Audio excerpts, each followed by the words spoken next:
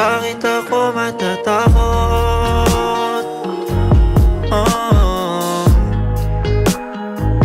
wala akong tinatago. Oh, kaya ba't ako matatakot?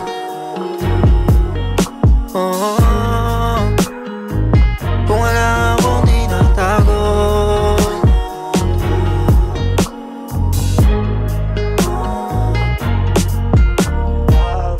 Bakit?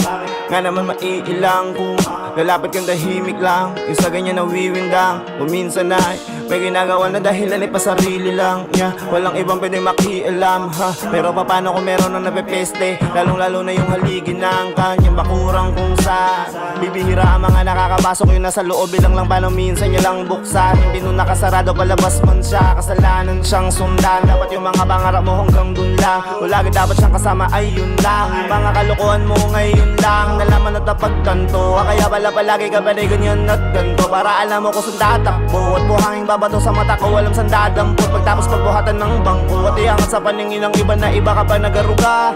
Tas malaman ko na ginagaga mo kumuha sa mukha. Hindi na ulo Bakit ako matatakot? Oh, wala akong tinatago. Oh, kaya ba't ako matatakot? Oh, kung wala akong tinatago.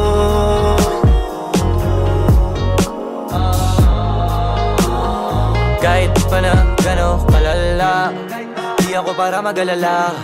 Kahit pa saan makarating, alam kong wala kong ginawa. Ayoko na masyado mag-isip, ikaw na lang bahala magdala. Ikaw ang pinakamabait, walang pinakita masama. Kasi nga magaling kang magtago. Pagkaharap katapat ka naman kaso pag di ka harap-harapan na ginagago, di na yan bago. Pakisama na ang kapalit ay atraso. Talaga palang kahit anong alaga mo, may mga hayop talaga nagkatawang tao na di umaamo. Pagka nagawa mo na, lang ka na magagawa, di na yung mababago. Hanggat masaya ka pa, samantala hinahaba di ka pa inaabot. Pwede mo maisahan, pero asahan mo na hindi mo ko masasakop. Kasi sa totoo lang hindi ka aabot. Bakit ako matatakot?